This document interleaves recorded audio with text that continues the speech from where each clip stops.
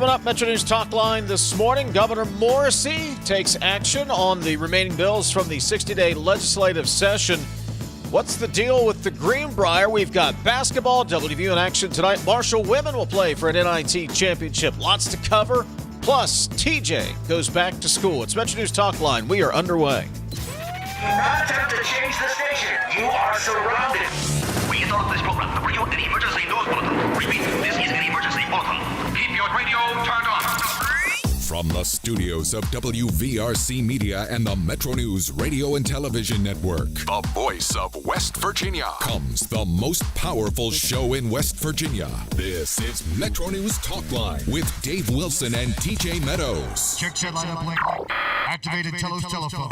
Switch network control from Charleston to Morgantown. Stand by. Cue Dave and TJ. You're on. MetroNews Talkline is presented by Encova Insurance, encircling you with coverage to protect what you care about most. Visit Encova.com to learn more.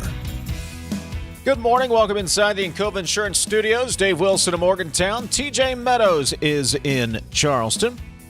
We appreciate you listening in on one of our great radio affiliates across the state. Ethan Collins, our radio producer this morning. Also, if you're watching on the MetroNews TV app, Facebook Live, and YouTube, Jake Link is handling the video side of the production today.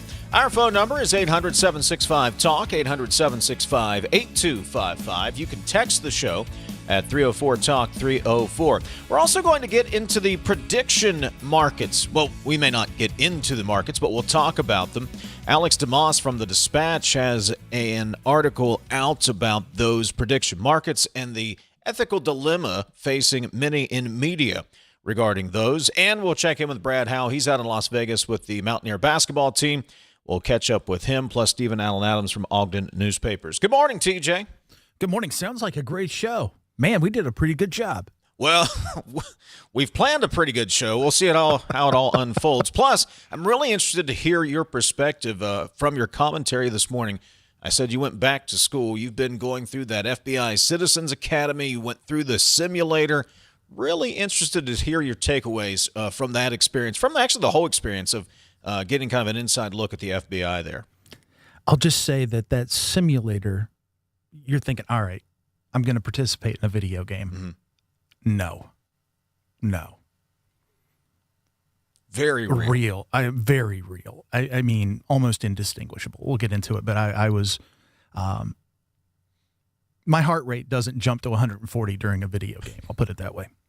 The only times it does is during simulator and energy discussions with senators from Fayette County. Love you, Brian. Let's begin, though, with a story that actually kind of broke last week, but once the dots were connected, it becomes a little bit bigger of a story. So last week, news of Carter Bank and Trust selling over $200 million in debt owed by Senator Jim Justice's family businesses generated some headlines, but like I said, didn't make a huge splash. And this morning, MetroNews Statewide Correspondent Brad McElhinny is reporting that Carter sold that debt to a subsidiary of Omni Hotels and Resorts. That debt acquired includes debt lien on the Greenbrier Resorts. Now you have my attention. MetroNews Statewide Correspondent Brad McElhinny joins us. Brad, good morning. Oh, hello and good morning. So yes, this is, I think for Mama and Toby and Edith, I should clarify, you got it right, but this is not necessarily a sale of the Greenbrier, the resort, the historic West Virginia resort, not a sale from the Justice family to any other entity. But when the Justices bought the property and other associated properties back in 2009, they took out a loan, essentially, a mortgage, but much bigger than Dave, TJ, or Brad, or Toby and Edith would take out. And that has floated along and was represented debt of more than $200 million. Carter Bank, which is the bank based in Martinsville, Virginia, was initially cooperative with the Justices, but in the last decade or so, there's been regular tension, particularly over whether the Justices were paying the interest like we would be expected to pay. So Carter independently sold those loan assets to a newly formed entity. It's called White Sulphur Springs Holding, LLC. And that is a company that is, we now know as of yesterday, under the umbrella of a very large entity called TRT Holdings. That's owned and led by Texas billionaire Bob Rowling.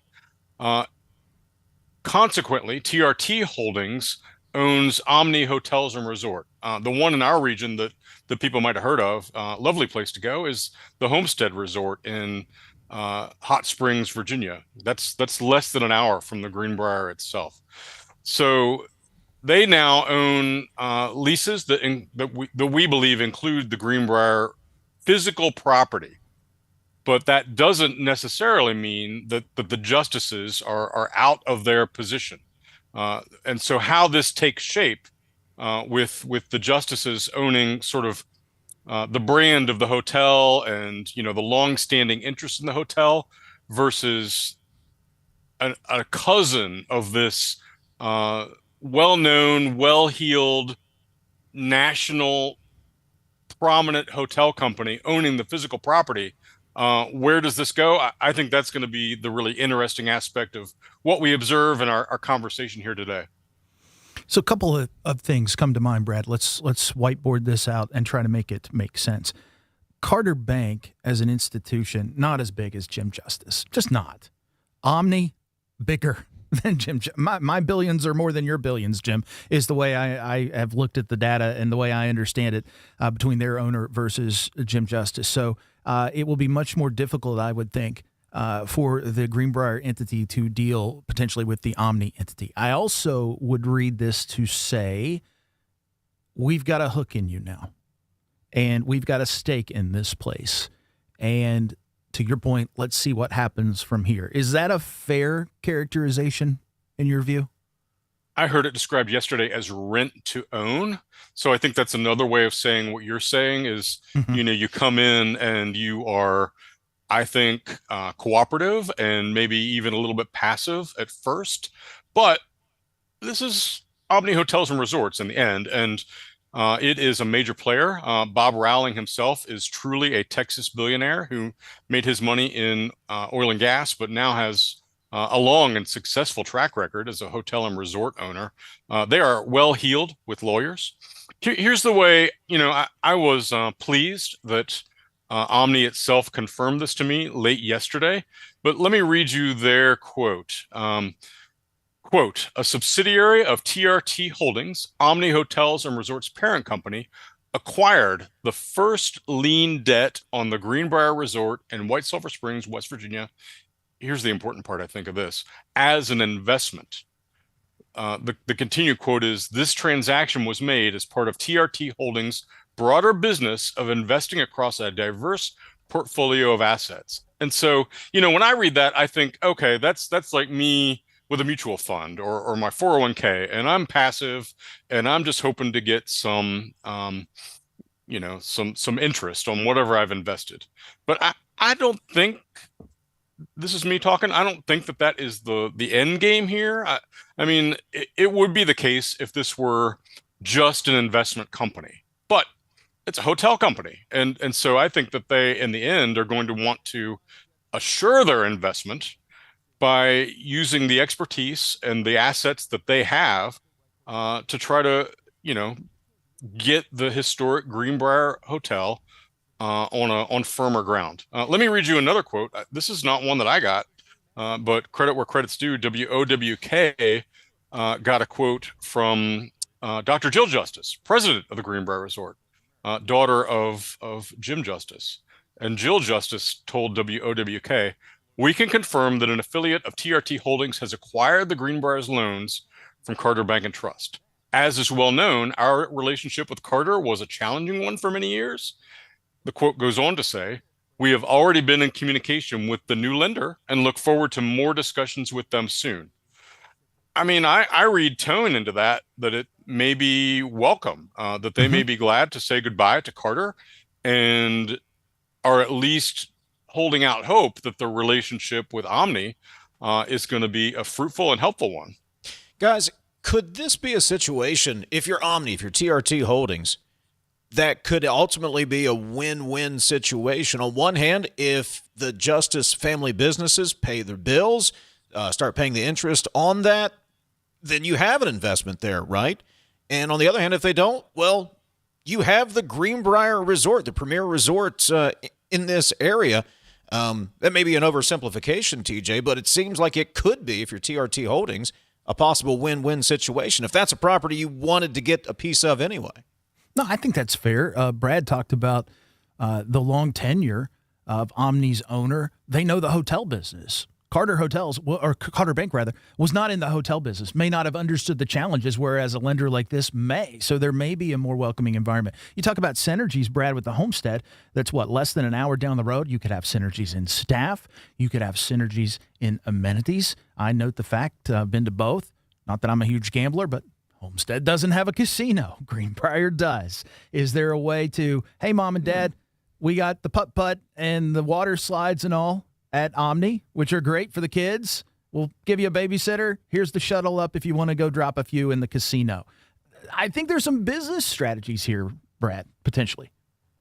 Yeah, I think it could work great. I mean, they're very close, and if you wanted to do each of them, kind of lends itself to a long weekend. But if you wanted to make a week, it's only an hour away, and you could, potentially do both. If you're a golfer, TJ is, you could do the golf courses at each, and have a little variety.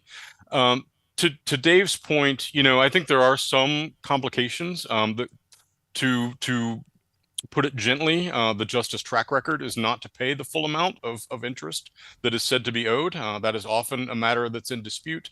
And then finally, psychology. Jim Justice is a U.S. Senator, but his personal identity and his political identity has been very wrapped up in being the owner of the Greenbrier.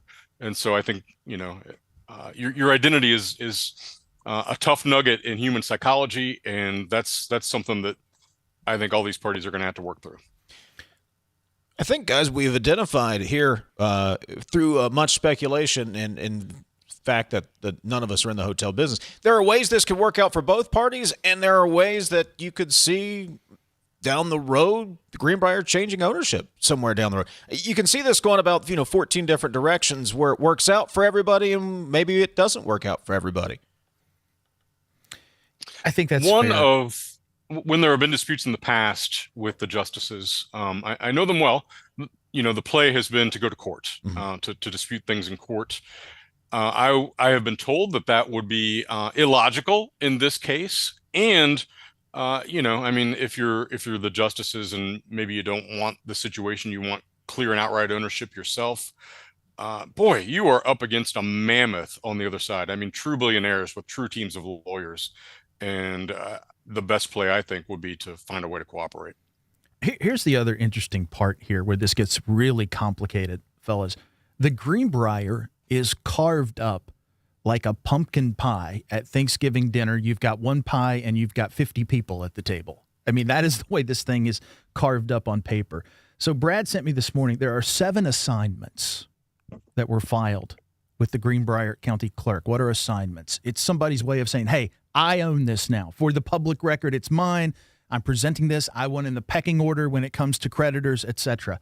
When you look at the exhibits in each of these documents, you have loans, lease revenues, liens against Greenbrier Hotel Corp., against the sporting club, against the tennis club, against I don't know how many homeowners associations that tie back to the cottages. Again, the sporting club. There are all kinds of entities that are weaved within these deeds of trust. It appears to be all real estate serving as collateral for these loans. So how is all of this carved up? Because, Brad, you can shed some light here. If you recall back when some other financial troubles have arisen or there have been questions, it was almost to the point where, hey, you've got a loan on the water holding tanks, pal. You don't have a loan on the hotel. How in the world are you going to do anything with that? So the devil will be in the details here into what all of these entities, what all of these carve-ups that this $200+ million is collateral for, what value is that practically to the new owner, Omni? Brad, am I on to something or no? Oh, I think so. What pieces of those assets would a hotel company want? I mean, do they necessarily want the Greenbrier Clinic, for example? Mm-hmm. And so that's got to be sorted out, I think. And then, the most important chip is the casino, the chip, so to speak, that we just mentioned. I mm-hmm. think that the casino license is in the hands of an LLC owned by the Justice family. And I can't tell that that's anything that the Omni parent company has bought. And so, that the Justices do bring that strength to the table. It's an interesting situation that is just starting to develop. Brad McElhinny has the details as we have them now over at the website, wvmetronews.com. Brad, good work as always. Thank you very much, sir. Hey, thanks, guys. Great job. Coming up, President Trump addressed the nation last night. We will review some of his comments. And at the bottom of the hour, friend of the show, Professor Robert Bolton, will join us. He will weigh in on the arguments made at the U.S. Supreme Court yesterday regarding birthright citizenship. Lots to get to. It's MetroNews Talkline. Back in a moment. Ready to reach the finish line of retirement? At the Stike team at Wealth Enhancement Group, we provide comprehensive guidance for retirement planning in West Virginia. With years of experience, we'll draft a plan tailored for your unique goals. Whether you're just starting or nearing retirement, we make the process as simple as possible, easy, and stress-free. Visit wealthenhancement.com/Stike to set up a complimentary consultation and get started on your plan today. Let's work toward your dream retirement together. We are there for you, to care for you at the health plan. We are here for you. For over 4 decades, we've been rooted deep inside West Virginia. Through thick and thin, supporting local families and businesses. Proudly serving your neighborhood since 1979. Your trusted partner in the community. The health plan. We are here for you. Picture a community where every space tells a story. Those are the communities we're designing at ZLM Architects and Engineers. With a blend of creativity and technical expertise, we design spaces that inspire, innovate, and ignite change. From cutting-edge educational facilities to community-centric gathering spaces, we're committed to improving lives through design. Let us help you shape a brighter future for generations to come. Because at ZLM, it's more than architecture. It's about building your legacy. Getting ghosted is never fun, especially by your network. Cyber threats don't announce themselves. They slip in quietly, disrupt operations, and disappear before you know what happened. CityNet Cybersecurity Services provide proactive monitoring, threat detection, and expert response, so your business stays connected and protected. Commit to a relationship built on trust and reliability. Learn more at citynet.net today. And remember, CityNet connects, protects, and perfects. You're listening to Talkline on Metro News, the voice of West Virginia. Leading the efforts to build a stronger West Virginia, the High Technology Foundation has a proven plan to strengthen and diversify our state's economy. The I-79 Technology Park's high-capacity infrastructure continues to attract advanced federal operations that are driving economic growth. This keeps our young, educated residents in the state and brings West Virginians home. The High Technology Foundation, building a stronger West Virginia. Learn more today at wvhtf.org. Across West Virginia, hospitals are always here, healing, helping, and standing strong for our communities. Hospitals save lives and build livelihoods. They're among our largest employers, with a passionate workforce of 54,000 West Virginians. Hospitals are economic drivers, contributing close to $17 billion to our state's economy and working to ensure access to care for all. From life-saving moments to wellness support, West Virginia hospitals keep our state healthy, our families strong, and our future bright. Sunshine, open roads, and a new Toyota from Dan Cava Toyota World. Lease an all-new Camry for as low as $398 a month. All new Tundras now up to $8,000 off. All new Tacomas now up to $4,500 off or lease as low as $399 a month. $7,500 off the new BZ or 0% financing for 72 months. We've got a Toyota for you at Dan Cava Toyota World in Fairmont. Shop the world. You own a boat because you love spending time on the water. Choose the outboard that allows you to make the most of it. Honda Marine's legendary reliability, ease of maintenance, and powerful performance keep you going strong. and they're all backed by the peace of mind protection of the industry's best limited warranty. Visit your Honda Marine dealer today and find out why it's more than an engine. It's your time on the water.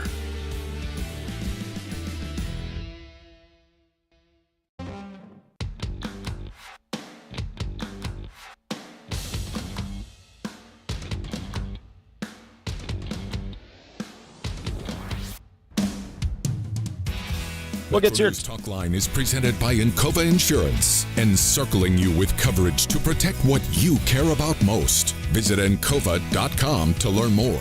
Forgot about the voice guy there. We'll get to your text coming up, 304 Talk 304. President Trump addressed the nation last night concerning the war in Iran. President Trump, during his speech, promised the war in Iran will be over within 2 to 3 weeks, claiming negotiations are ongoing, saying that the U.S. is close to achieving all of its objectives. Never seen before. Tonight, Iran's Navy is gone.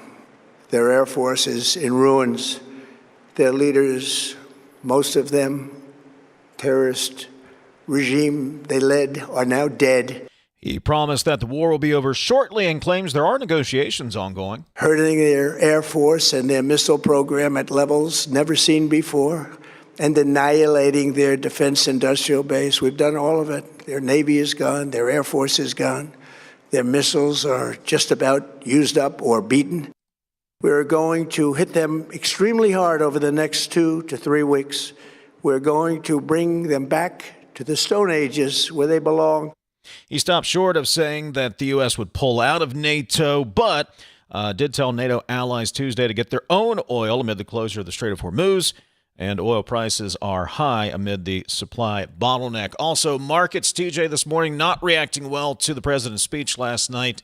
That seems like this could drag on for at least a couple of more weeks, even though I think the intent of that speech was supposed to be encouraging. The market's certainly not taking it that way. No, because oil is a globally traded commodity. The president talking about the fact last night we have our own oil. The problem is it's still a global commodity. It will remain a global commodity, especially because the oil we have here is not matched for our refining capabilities here. So we still need to import oil in order to have gasoline and other byproducts. So there's that part of it. The other part, it seemed to me last night in listening to the president, did you hear him trying to compare this war to other wars, Vietnam, World War II, the time frame? In other words, saying, guys, it took a long time for WW2. It took a long time for Vietnam. It took a long time. We're only 30 days in here. I don't know if the American public bought that or not, but I felt like that was the message he was trying to convey in that be patient, but I don't know that we have that patience, Dave. It seemed to me it continued to be the same kind of style that he has used throughout this Iranian conflict, this military operation, whatever you want to call it, saying everything and nothing all at the same time. It's going to be over quickly, but be patient. We're obliterating them, but we need to do this. Kind of saying everything to everyone, leaving it open to a lot of interpretation out there this morning. He did say, this did jump out to me, that we have to finish the job. And that's something that I brought up. If you're going to go in, you can't leave them. Iran surviving, that's a win for Iran. And you can't have that in this conflict. We're there. Finish it. Absolutely. Yeah. Coming up, talk to Robert Bolton. Yesterday at the U.S. Supreme Court, birthright citizenship was argued. This is Talkline on Metro News, the voice of West Virginia. It's 10:30. Let's get a news update from the Metro News Radio Network. Find out what's happening all across the great state of West Virginia. West Virginia Metro News, I'm Jeff Jenkins. Could there be a deal coming soon between hotel giant Omni and the famed Greenbrier Resort? Metro News Statewide Correspondent Brad McElhinny reports this morning the $200 million in debt owed by U.S. Senator Jim Justice and his family's companies to Carter Bank has been sold to a company with headquarters in Texas, the same address as Omni. Brad reports Omni owns similar properties as the Greenbrier. Omni operates more than 50 unique hotels and resorts across North America, known for authentic local experiences, personalized service, and a distinct loyalty program. Senator Justice has been asked about a possible agreement between his family and Omni in the past. You can read more from Brad about that at WVMetroNews.com. The State Professional Charter School Board is going to file a brief with the state Supreme Court in support of religious exemptions in the fight over school entry required vaccinations. State Charter School Board member Chandra Adkins says religious exemptions should be allowed here like they are in most other states. I hope moving forward, it'll just help bring West Virginia in line with 45 other states, and we will look just appealing for anyone who wants to come to West Virginia to see that, we are doing what the majority of the country is doing. The State Board of Education filed a brief this week against religious exemptions. A former correctional officer at the Southern Regional Jail faces up to 5 years in federal prison after pleading guilty to a conspiracy to beat up inmates. Michael Pack pleaded guilty this week. Listening to Metro News for 40 years, the voice of West Virginia. If you have a child who's a junior in high school in West Virginia or know someone that does, please listen up. Here's your opportunity to win a full scholarship from West Virginia Wesleyan College that includes room, board, tuition, and fees. The 19th Annual West Virginia Scholar Program is presented by ZMM Architects and Engineers and the West Virginia Farm Bureau. The deadline is May 3rd. For details, go to wvmetronews.com to apply. That's wvmetronews.com. Remember, application deadline is May 3rd. Hi, I'm Nathan Adkins with CEC. Why did I choose CEC? It's simple. As a Huntington native and a Marshall grad, I'm thrilled to work in CEC's Charleston office, giving back to my community. At CEC, I dive into every engineering aspect, learning from West Virginia's best. Being employee-owned means that I have a stake in my future. We're not just names on projects, we connect with clients, adding personality to every job. At CEC, we engineer progress in the great state of West Virginia. Find out what CEC can do for you. Visit cecinc.com. U.S. Senator Shelley Moore Capito says she senses President Donald Trump is frustrated not with Middle East partners in the war with Iran, but with the U.S.'s European partners. That's not a good thing from your NATO partners, so hopefully they can smooth that over. I don't believe we should withdraw from NATO, but I can understand his frustrations. Trump addressed the nation on the war last night. He said there would be a few more weeks of bombing. He did not say when the war would end. From the Metro News Anchor Desk, I'm Jeff Jenkins.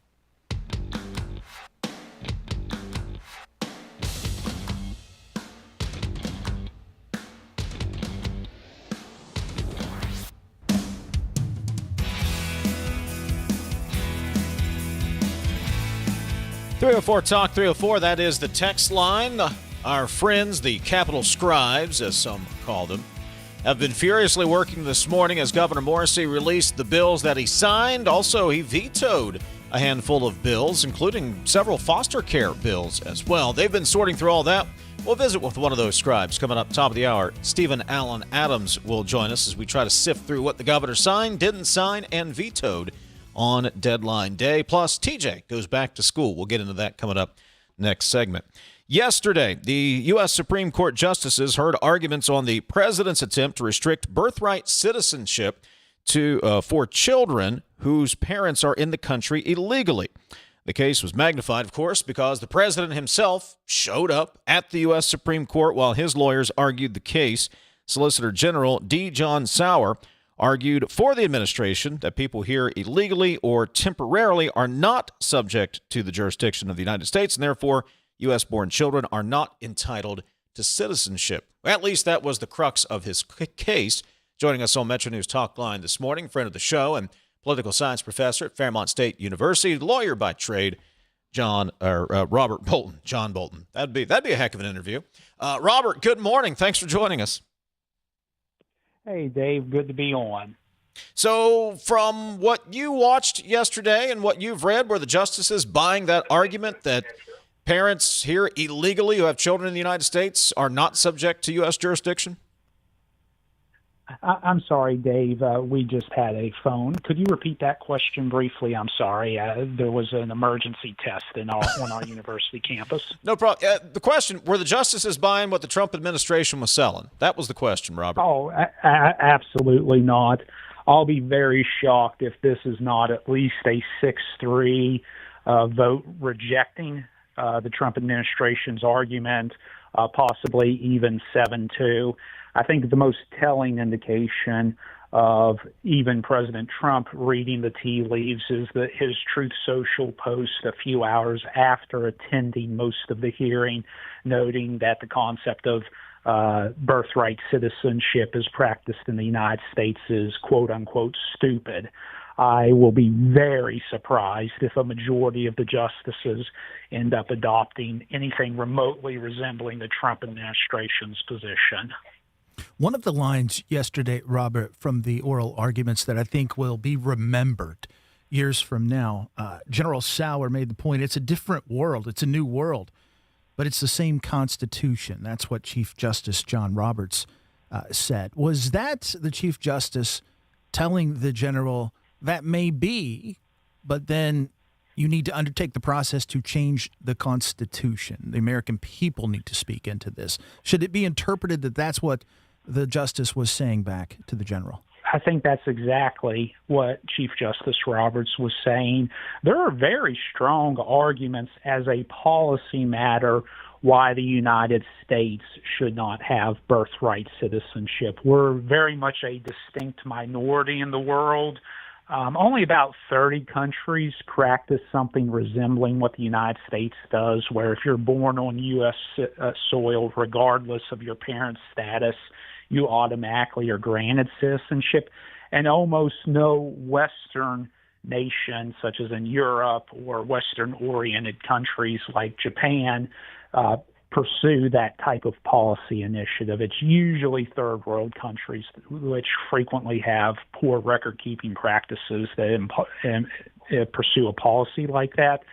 But what Chief Justice Roberts was saying is exactly that. That, look, yes, this law was passed in the this constitutional amendment was passed in the aftermath of the Civil War to protect the newly freed slaves, and perhaps it has produced some unintended consequences in the modern world, but it's like any other law. If you don't like the policy effects of it, then that's something left to the democratic process and going through the hard work of amending the Constitution rather than just simply with the stroke of a pen on an executive order trying to change 100-plus years of constitutional law practice. Talking to Fairmont State Political Science Professor Robert Bolton. Robert, along the lines of maybe more of a policy argument, but one that Sauer tried to make was the idea of birth tourism, and that's where people from another country, China, for instance, would come to the United States, have children, so the child becomes U.S. citizen, then go back to wherever, wherever they reside. He brought that up, and the justices asked point blank, well, how big of a problem was it? And when he could not quantify that at all with any sort of confidence, that argument goes right out the window. Even though it's more of a policy argument, you lost the justices there because, well, it may or may not be happening. We don't know if it's a problem or if it's not a problem. It definitely is, in fact, an issue. I'm aware of a couple of medical clinics on the West Coast in the San Francisco Bay Area that cater specifically to Chinese women who will come to the U.S. on a tourist visa about 8.5 months pregnant. It definitely occurs. I have no doubt that it does happen. And even one time as a policy argument is probably too many. But when you're trying to say that this is a major issue and thumping the table that this is something that needs redressed immediately, it's usually not a very good idea to trust the government when they say, hey, we can't provide any detailed justification or give you any numbers, but you just need to trust us because this is kind of the vibe of the moment. I'm not really sure that that's a great way to produce policy objectives. I'm wondering if you can take us back and briefly summarize. A lot of this goes back to the case of Wong Kim Ark. Can you tell us what that case is and apply it to what we heard yesterday? Yes, absolutely. And this was actually one of the key points of contention. So if you read Wong Kim Ark v. United States, it is an 1898 case. And Mr. Wan was a person of Chinese descent. His parents had immigrated to China decades prior and were domiciled in the United States when Wong Kim Ark was born. Now, they never became U.S. citizens, but they were permanent residents. Mr. Wan was born here. He eventually returned to Imperial China.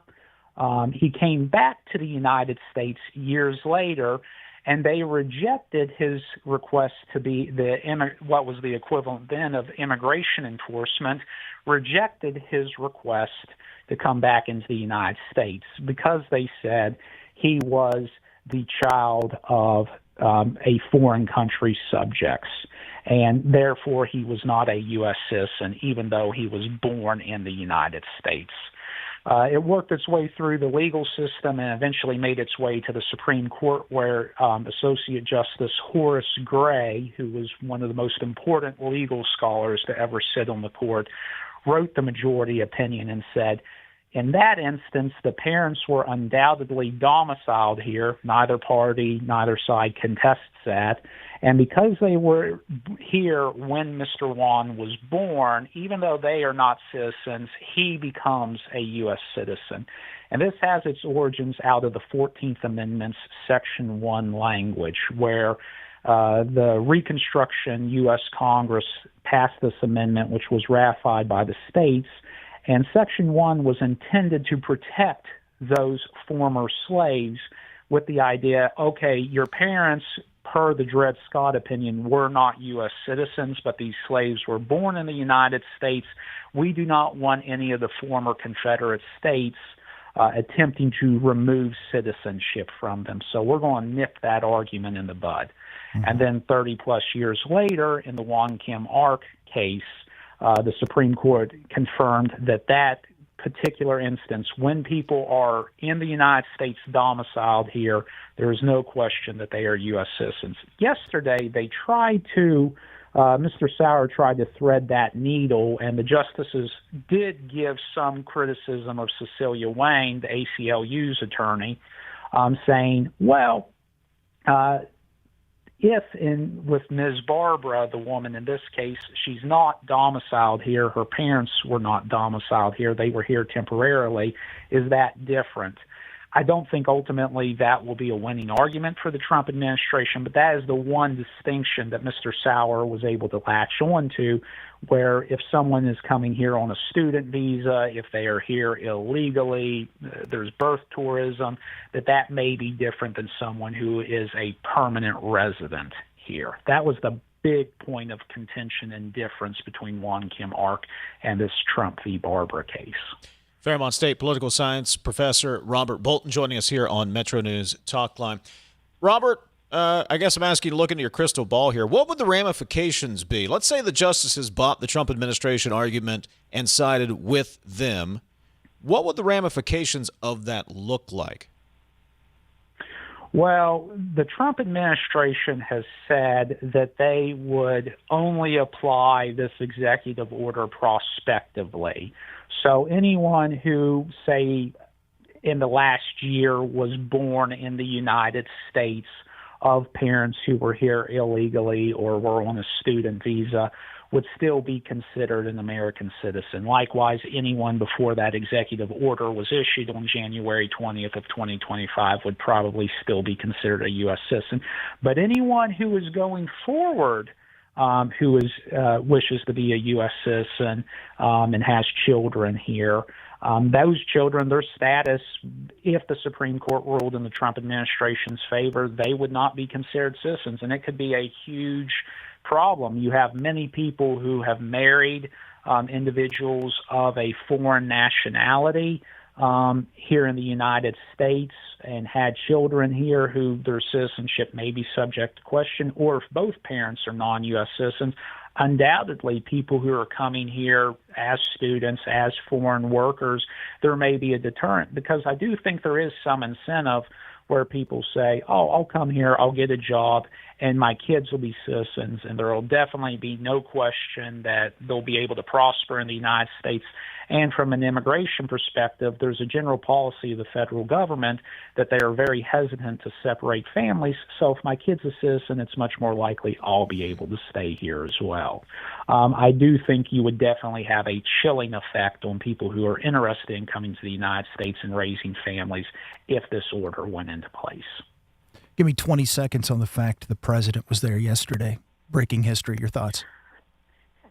So there have been occasions in the past where former presidents or future presidents have appeared at the Supreme Court, but it has always been as an advocate. John Quincy Adams, for example, was famous for occasionally arguing before the Supreme Court. This is the only time, to the best of my knowledge, that a president has ever appeared at the court as just a pure witness.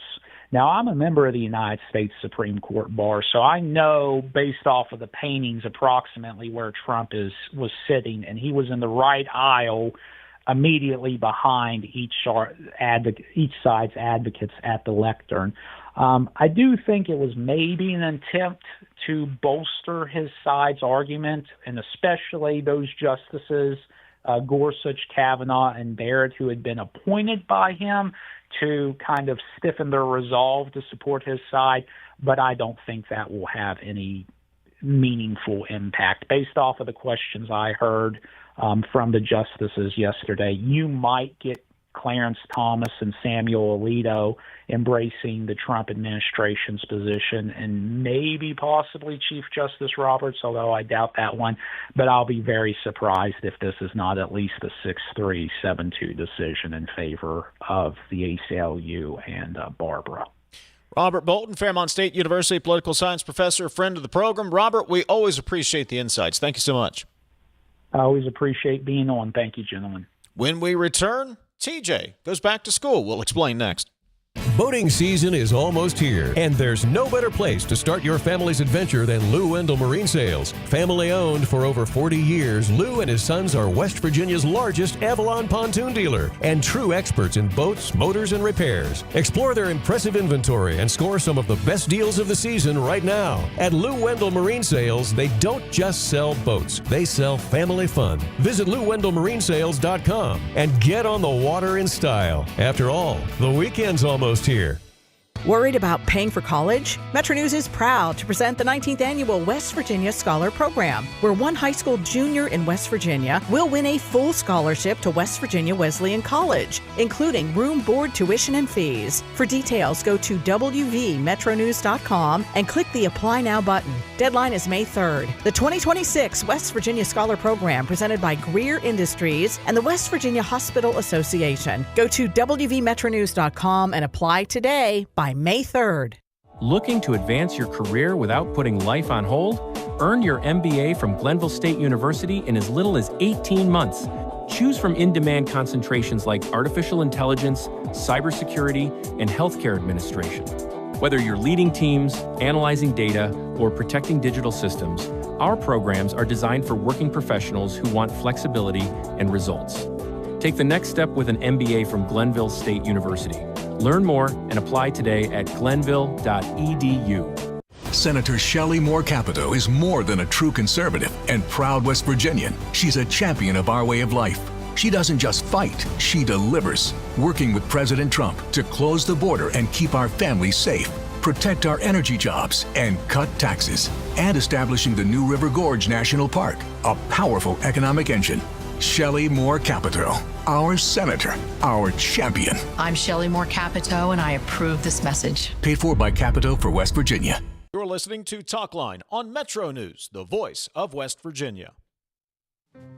There's often an assumption that my nasal congestion, my sneezing, my runny nose, these are just things that I have to live with. A lot of times patients will tell me, I've tried every allergy medication, every nasal spray, I've done it all, doc. And then I'll frequently say, what about this? You need to come to the WVU Medicine Sinus and Allergy Center. If those things haven't worked, there are new options, new treatments. There's probably something we can do to help. You don't just have to live with those symptoms. You own a boat because you love spending time on the water. Choose the outboard that allows you to make the most of it. Honda Marine's legendary reliability, ease of maintenance, and powerful performance keep you going strong. And they're all backed by the peace of mind protection of the industry's best limited warranty. Visit your Honda Marine dealer today and find out why it's more than an engine. It's your time on the water.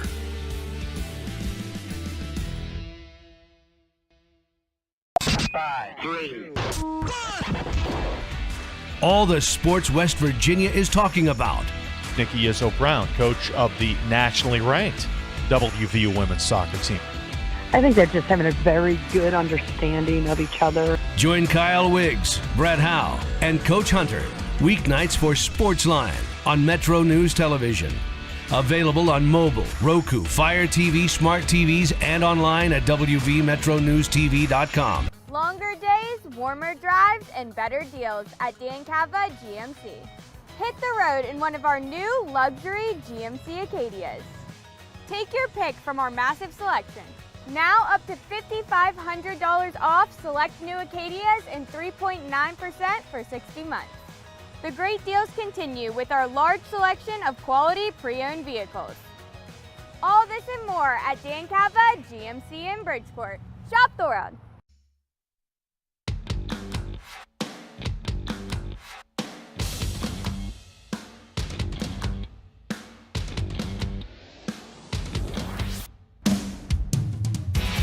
MetroNews Talkline is presented by Encova Insurance, encircling you with coverage to protect what you care about most. Visit Encova.com to learn more. At WVU Medicine's Heart and Vascular Institute, excellence is not just a promise, it's proven. Our advanced heart surgery program ranks among the top 3% in the nation by the Society of Thoracic Surgeons and was named a high-performing hospital by U.S. News & World Report with multiple areas of distinction. In medicine, we lead with world-class outcomes, groundbreaking procedures. Visit wvumedicine.org/heart. We touched on this maybe yesterday or the day before. TJ, you've been attending over the last month the FBI Citizens Academy, and you write about that experience, particularly one specific experience, this morning over at wvmetronews.com.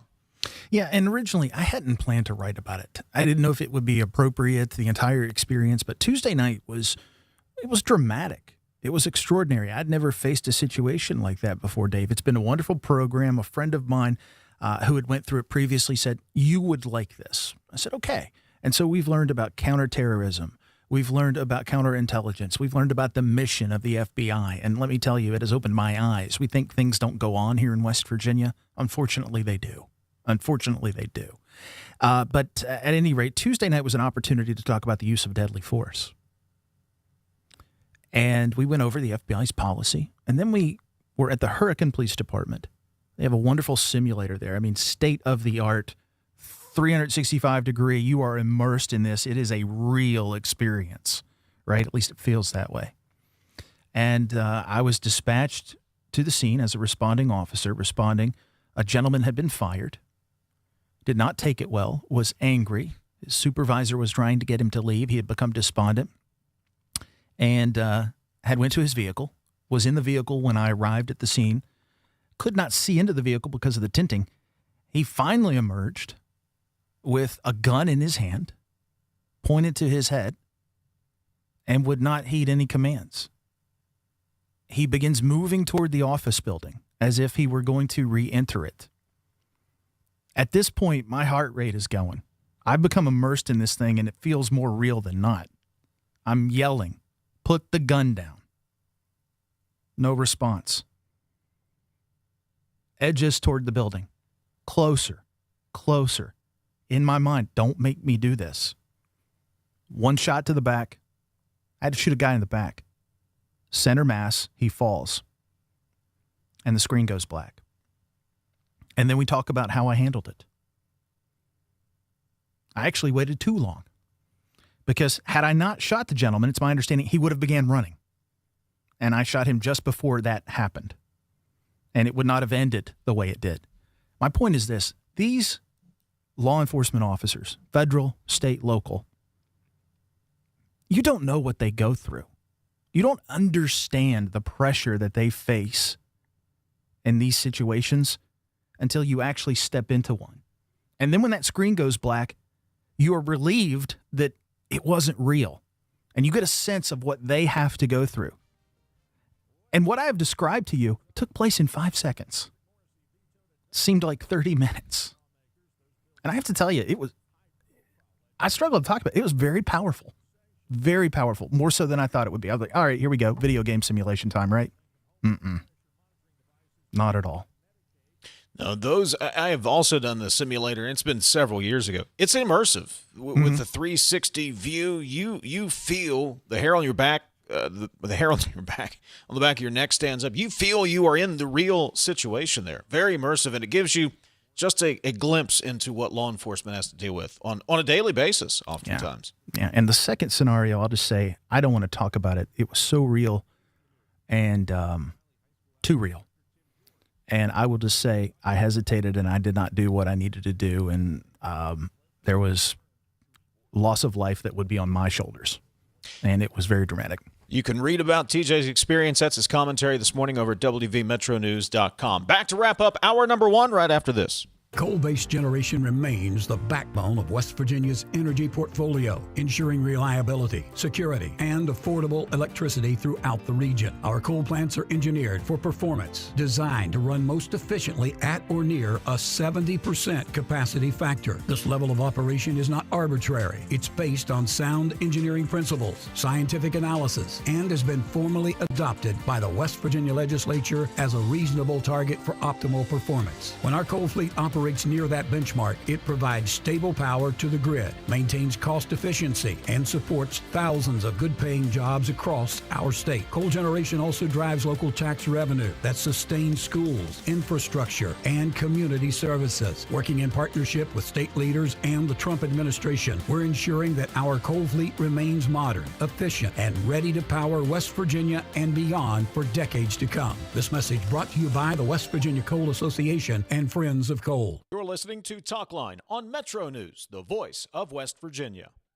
We're Panhandle Cleaning and Restoration, and we're gonna save you. We've got it down to a science, an absolute state of art. We do it all, restoration, cleaning, and reconstruction. When disaster strikes, just pick up the phone. We're Panhandle Cleaning and Restoration, and we're gonna save you. Leading the efforts to build a stronger West Virginia, the High Technology Foundation has a proven plan to strengthen and diversify our state's economy. The I-79 Technology Park's high-capacity infrastructure continues to attract advanced federal operations that are driving economic growth. This keeps our young, educated residents in the state and brings West Virginians home. The High Technology Foundation, building a stronger West Virginia. Learn more today at WVHTF.org. There's often an assumption that my nasal congestion, my sneezing, my runny nose, these are just things that I have to live with. A lot of times patients will tell me, I've tried every allergy medication, every nasal spray, I've done it all, doc. And then I'll frequently say, what about this? You need to come to the WVU Medicine Sinus and Allergy Center. If those things haven't worked, there are new options, new treatments. There's probably something we can do to help. You don't just have to live with those symptoms. You own a boat because you love spending time on the water. Choose the outboard that allows you to make the most of it. Honda Marine's legendary reliability, ease of maintenance, and powerful performance keep you going strong. And they're all backed by the peace of mind protection of the industry's best limited warranty. Visit your Honda Marine dealer today and find out why it's more than an engine. It's your time on the water. Of West Virginia.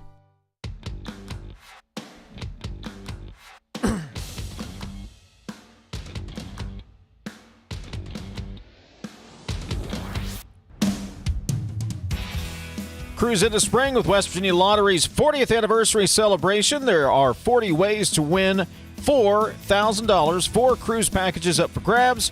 Play in-store and online. Enter it for your chance to win cash and a cruise. Details at WVLottery.com.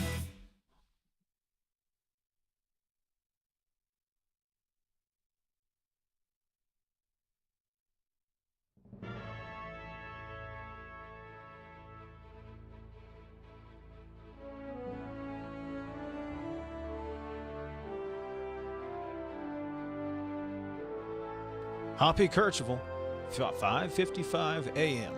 How early did you get in that day, by the way? Probably 3:30. How long did you do sign-on shift? I signed on like 7 years. Not all. 6 days a week for 7 years. Lightweight. I know. Couldn't do it now. Now when I wake up at 3:30 is to go to the bathroom. And go back to bed.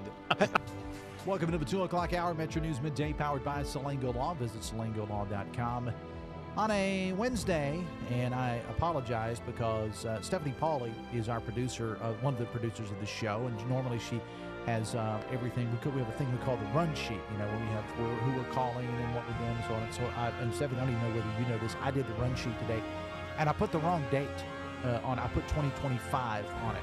Because how many of us in modern day actually write the date out anymore? I mean, you did it when you were in school, you did it back when people wrote checks and whatever. This may have been the first day that I have written the date down, and I was responsible for putting together the sheet. And my co-host, the lovely and talented AB, starts the show by saying January 24th, 2025, because she read it directly off the sheet. And it is indeed the year of our Lord, 2026. Oh, yeah, he did find something out. Something, you're related to Thomas Jefferson? Well, no, I'm not related to Thomas Jefferson, but I am related to Samuel Kercheval, who was a historian.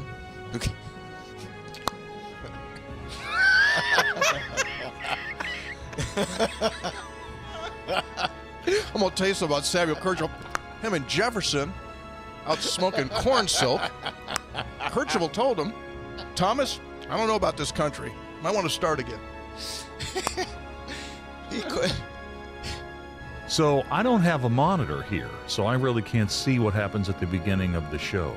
Mm-hmm. So at what point do I pop up? When the music starts and Mr. Announcer comes on? Yeah. So they see all the little panic things that I do that I'm still in the process of setting up?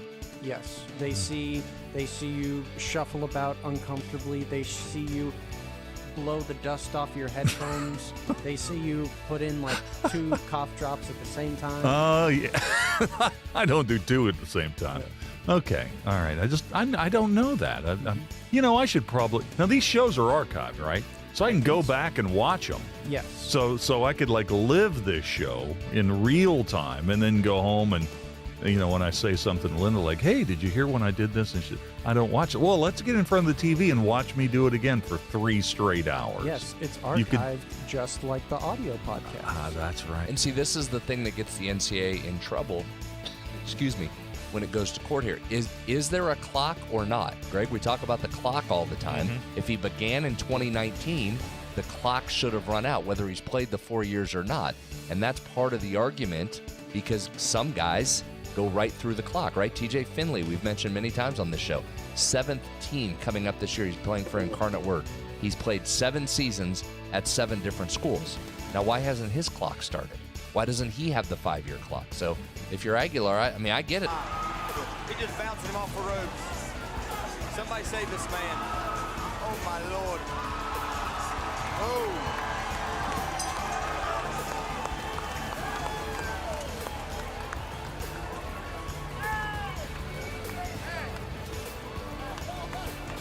Very nice, very nice. He hit him with everything he didn't want.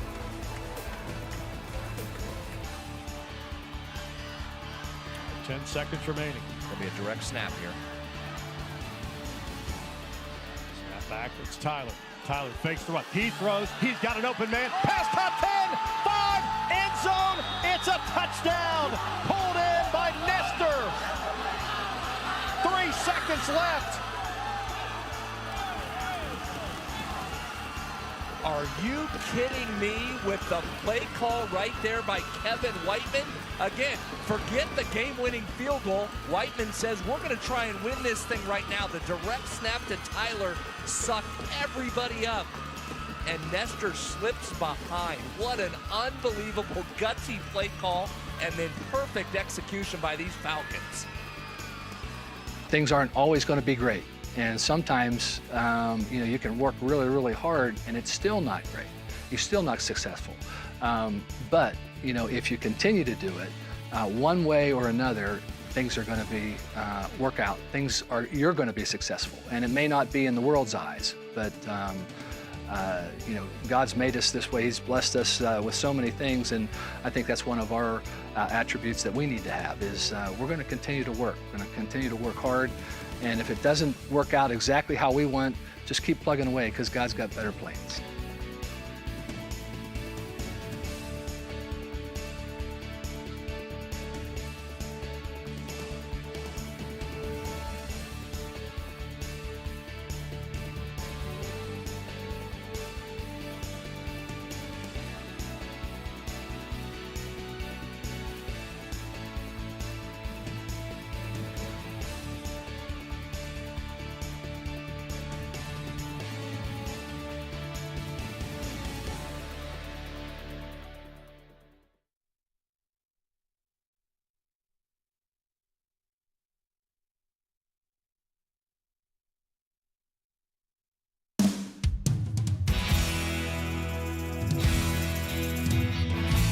MetroNews Talkline is presented by Encova Insurance, encircling you with coverage to protect what you care about most. Visit Encova.com to learn more. Second hour of a very busy MetroNews Talkline from the Cove Insurance Studios. David Morgantown, TJ in Charleston, Ethan Collins, our radio producer, Jake Link handling the video stream. We appreciate you letting us be part of your day if you're listening in on one of our great radio affiliates or if you're watching on the MetroNews TV app, Facebook Live, and YouTube. Coming up, bottom of the hour. You're probably very familiar with sports betting. But what about the prediction markets? Did you know you can actually wager on the next person to leave the Trump administration? What gas prices are going to be? How long the war in Iran may last? We're going to get into that. We're going to talk to Alex Demas with the Dispatch about those prediction markets and the ethical dilemmas they present media. Also, Brad Howe will join us from Las Vegas. Mountaineer men taking on Stanford tonight in the college basketball crown out at the MGM Grand.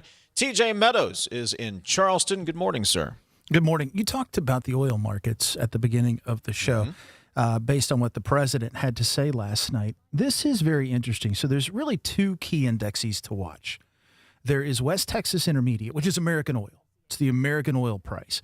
And then there is Brent crude, which is a supply point for European oil, basically the global price. American oil, 108, almost 109 a barrel. Brent crude, 105, 106 a barrel. Usually it's the other way around. We have inverted. So American oil now more than international oil. And so it just feeds back into this narrative last night. And we've talked about this before. Are we really energy independent? A lot of reasons we're not. But it's just an interesting juxtaposition based on what the president said last night and what the markets are doing today, to your point earlier. Jared Halpern is going to join us next segment. We'll get into that, plus the president's remarks when he joins us coming up about 10 minutes from now. Yesterday was the deadline for Governor Morrisey to take actions on the bills remaining from the 60-day legislative session. Just under 150 bills were left for him to either sign, let go into law without a signature, or veto. Well, he met his deadline. He actually had a few minutes to spare before the deadline, before taking action on those bills. Sorting through all of that this morning from Ogden Newspapers, friend of the show and Capitol reporter Stephen Allen Adams joins us from his lair deep in the Capitol building. Good morning, Stephen. Good morning, gentlemen. TJ, what was your heart rate for your activity? I don't know the exact in front of me, but it was like, I would guess 140 based on, it was more than double. My resting was around the 80s. My heart rate got up to about 140. So I didn't do so well with the hostage situation, but I did discover that if I'm back up for law enforcement in an active school shooting scenario, I could do okay. So there's that, I guess, but I'm just going to make sure to hang around you two during the legislative session. If anything weird starts to happen, I got Meadows and Stephen Allen Adams on it. We're good to go. All right, Stephen, what'd the governor do? Oh, boy. Well, by my count, like I said, he did meet the deadline. I'm told by staff at the Senate Clerk's office that the last of the messages arrived upstairs at 11:40 p.m. last night, about 20 minutes to spare. And we're looking at, by my count, I think we're looking at 118 bills that were signed by the midnight deadline out of 306 bills that were passed by the legislature. So that leaves about 12 bills that got vetoed for various reasons, some technical, some conflicts with state code or state constitution. And some for fiscal issues. We can go into that here in a moment on some of the more specific vetoes. And then by my count, there are 9 bills that went into law without the governor's signature, which can happen. That seems like an awful lot to me. I don't know which ones those are yet. I think the staff of the various clerk's offices are working to get the media a specific list of what those are. But that's where we're at right now. So keep in mind, I think TJ, you brought this up the other day. There are some bills that didn't get to the governor's desk from the legislature for various reasons. A lot of times they're double checking language and things like that, but didn't get there until the beginning of this week. So some of those bills, they didn't have time, didn't have as much time to review them. Other bills, they had quite a bit of time. But that's where we stand right now. In terms of what he vetoed, Stephen, just with your reckoning, and let me say, I understand it's early, so feel free to take a pass here. But you talked about technical errors, et cetera. Any that were just outright policy disagreements that the governor would seem to be opposed to? Yeah, well, I think one of the main ones, and I think this was pointed out earlier, there were some bills that were appeared to be vetoed along those lines, especially dealing with child welfare and foster care. One of those bills was House Bill 4730. That one, and our good friend Amelia wrote a lot about. It was meant to align some of West Virginia's laws with Trump, President Trump's executive orders dealing with trying to help children who are transitioning out of foster care and into adulthood. That's a rough transition for a normal teenager, let alone a teenager that's going through foster care. So kind of looking through that, I think the governor had a little bit of an issue with the expenses that he foresaw, particularly in the out years with this bill. Quote, "The problem is that the bill requires the Department of Human Services to expand services already being offered through its independent living and transition living programs, and this expansion will cost at least $5 million in the first year," unquote. And that's among some of the reasons that he vetoed that one. I'm still looking at the other ones to determine why, but it is interesting to me that I'd say probably as much as like a quarter of the bills that were vetoed dealt specifically with child welfare and foster care. So there may be other reasons. We don't specifically know if there's a policy disagreement between the legislature and the governor on that, but yes. Stephen Allen Adams, Ogden Newspapers, joining us. One of the vetoes that jumped out to me, and I quickly read through these letters like you guys did before the show, was House Bill 4002. That was the West Virginia Collaboratory. And the reason it jumped out, it was House Bill 4002. That was one of the top priorities of the House of Delegates this session.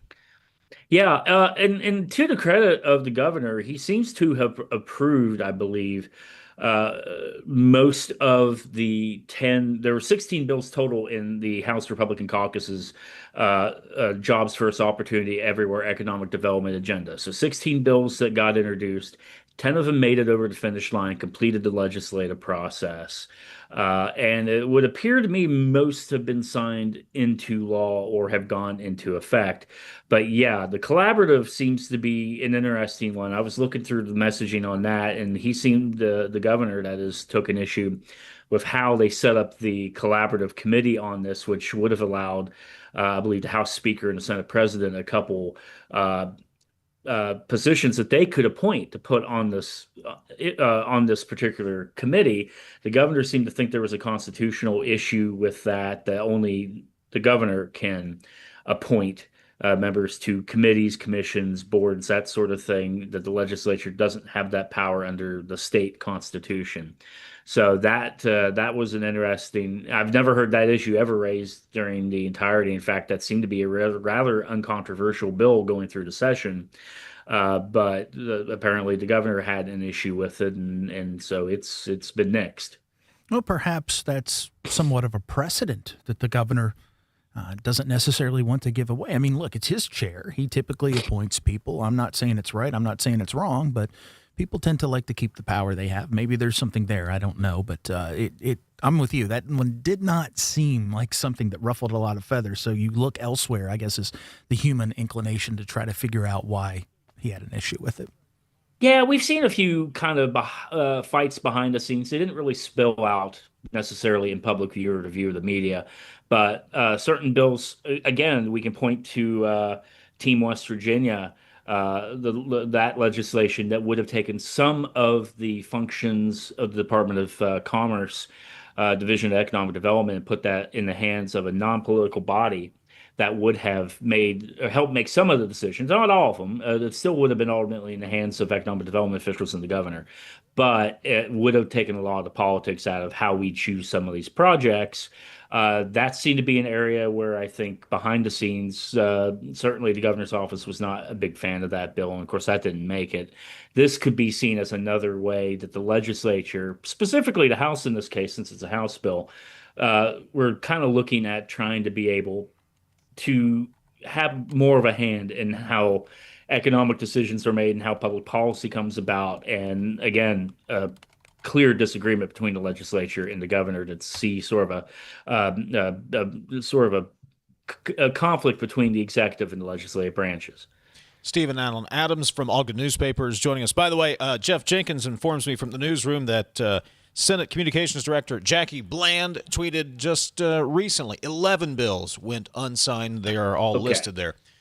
So 11 bills unsigned go into effect. There were, the dozen vetoes, and the rest were signed by the governor. By the way, I had a conversation yesterday, and you got to give the governor credit. He was reading every one of these bills. He had literally had his hands on every single one of these bills, going through them. That's why it took till 11:40 last night to get through this. So he's still, and I think you got to give him credit for that, Stephen, and you can expound on this. He's a hands-on guy. He will grind. He is definitely a grinder when it comes to this. May not be the most time-efficient way to go about it, but he literally looked at, so I was told yesterday, at every bill that came across his desk. Well, I mean, you can look at it that way as a positive for sure that the governor is that involved. You can also look at it the opposite way, as in they're not letting their own staff really kind of vet these things and allowing that to go forward. I mean, a lot of times your legislative staff in the governor's office are looking at these bills constantly throughout the session. I will tell you, I've heard complaints this session about fiscal notes not being turned in a timely fashion. All year long, I've heard complaints about legislative rules not being completed by departments and agencies in a timely manner.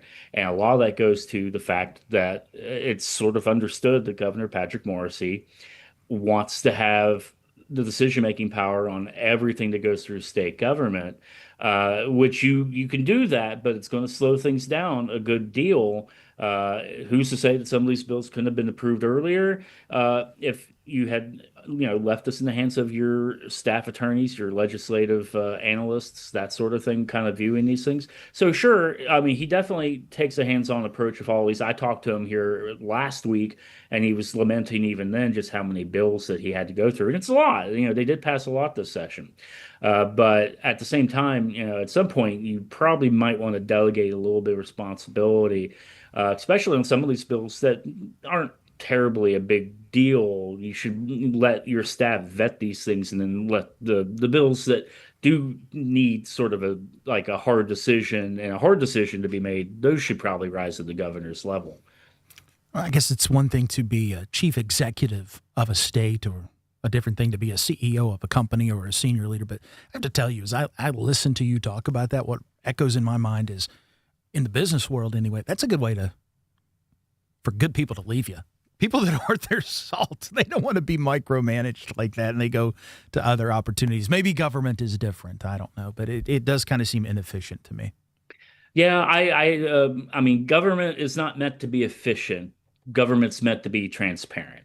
And it's one of those things, like, at least we do have some transparency in regards to these. It just takes a little bit of time in this case. So now that we have a list, we know what's been passed. And I know reporters, you all at Metro News, other places, we're all vetting these things. We'll all have different stories. We'll probably all highlight different bills out of these things, but we now have our new laws that will go into effect either immediately or later on this year.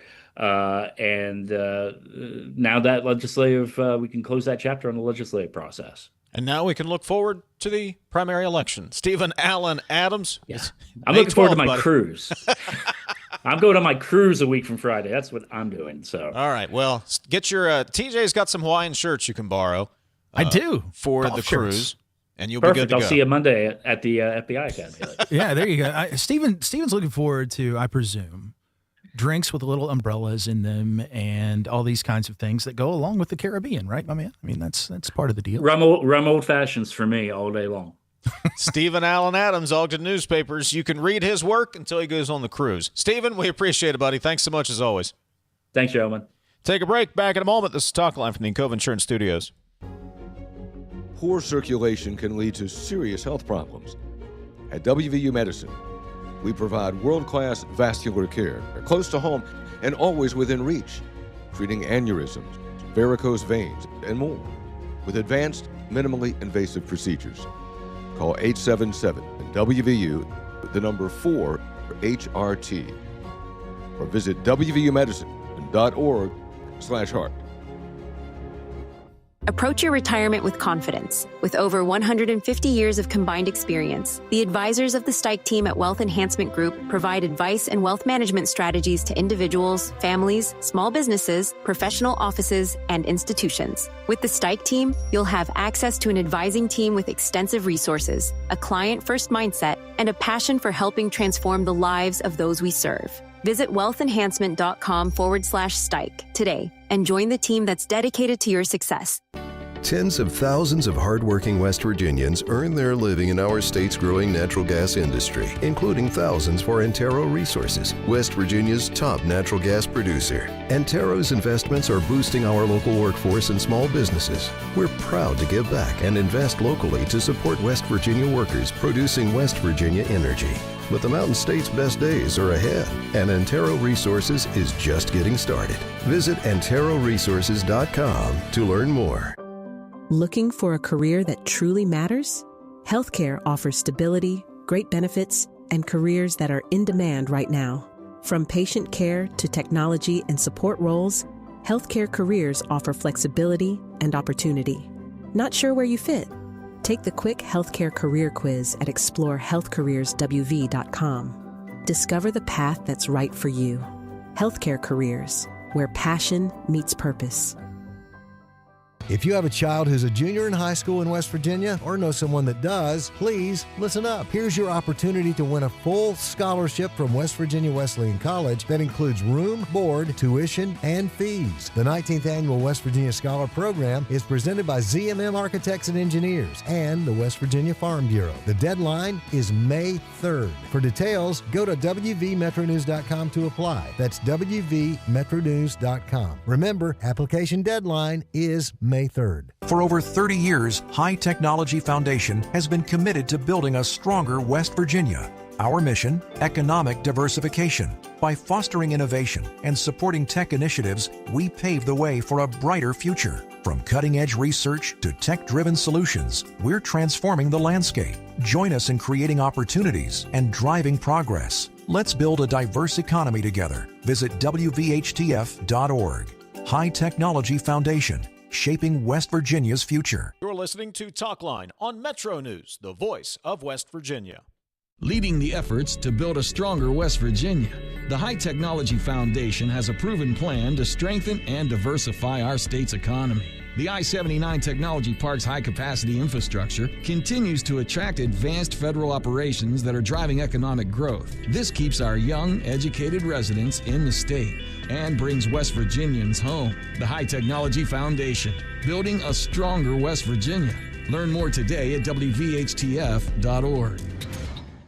Stay connected to what's happening today in West Virginia. What about this and what about that? And it just went back and forth. And I was just the guy reading the text. Okay, so what's your take on the whole thing?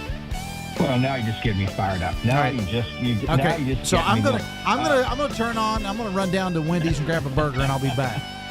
Join Dave Allen weekdays for midday on Metro News Television. There's often an assumption that my nasal congestion, my sneezing, my runny nose, these are just things that I have to live with.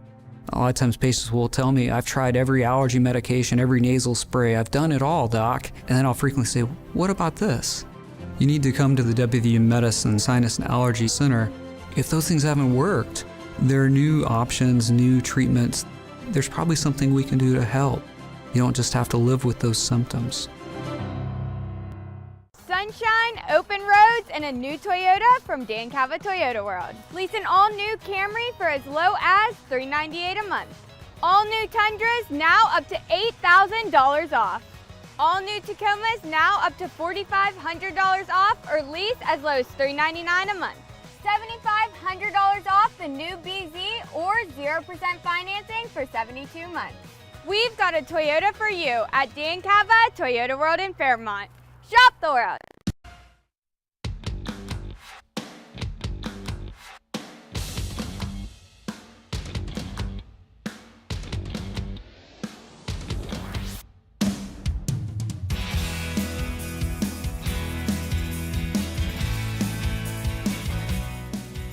All right, we went a little long there with Stephen Allen Adams, so we let Jared Halpern get back to his duties at the White House. We'll see if we can catch up with him tomorrow. In the meantime, we'll get a couple of texts in, 304-TALK-304. By the way, it may not feel like it. It's starting to feel like boat weather, though. Won't be long before it'll be time to hit the lakes and rivers, so you need to get ready with great deals on pontoon and fishing boats at Lou Wendell Marine Sales. Check out the entire inventory at LouWendellMarineSales.com. Lou Wendell Marine Sales, we sell family fun. Texter says the governor's signature goes on those bills. His staff is not responsible. He is. Once a year, he should focus on what he is signing. Governor Morrissey does that. Whether it's efficient or not, he does that. Now, can that type of management style have negative ramifications? TJ, you brought it up. Yeah, people don't like to be micromanaged. But I also understand if the buck stops with you, it's your signature on the bill, it's your policy, it's your administration. I do understand where he's coming from with that style of with that management style. Yeah, and I'm not suggesting that the governor should not read everything, but letting staff vet it, having their say, working it through the process, delegating. I've never seen a large enterprise that runs with a micromanager at the helm. And look, I'm a business guy. I'm not a politician. Fully admit that, but there you go. 304-TALK-304. Hey, guys, why do we not change, retrofit our U.S. refineries or build additional ones to refine the oil we do extract in America to our needs in America and so become truly oil independent rather than just keep on reporting this deficit on our parts? Thoughts, Mr. Meadows? Yeah, I would defer to somebody like a Jim Cruz that has more experience than I do, but I think the hurdle is the long-term investment. I mean, these are assets that have to be depreciated and earn a return over 60, 70 years. They're long-run assets, and there's just too much risk to do that versus on paper, it's still cheaper to import heavier crude. So I hear you. I'm with you. I talk about it, but there's a reason the big boys don't do it in the numbers. It's just too much risk versus reward. Texter says, Dave and TJ, Trump being at the Supreme Court should have no bearing on the proceedings. I do not see any problem with it or any president being there. The justices are the best trained judges, which should set the example of impartiality. TJ just gave a great example of understanding what others do in their profession, says the texter. 304-TALK-304. Oh, I lost one. Where did it go? Oh, here it is. Interesting story, TJ. How does someone get to attend the FBI Citizens Academy, asks the texter. Yeah, I was actually nominated by that friend that I talked about. He put my name in, but Google FBI Community Outreach. The state of West Virginia is under the Pittsburgh field office. I would go to their website and their Facebook page and inquire and start from there. Coming up after the news, prediction markets. Are you familiar with these? We will introduce you to them if you are not, and the ethical dilemma they may present for media. Brad Howe will join us from Las Vegas about 15 minutes from now. We'll talk some WVU men's hoops. This is Talkline on Metro News. Metro News for 40 years, the voice of West Virginia. It's 11:30. Let's check in with the Metro News Radio Network, find out what's happening all across the great state of West Virginia.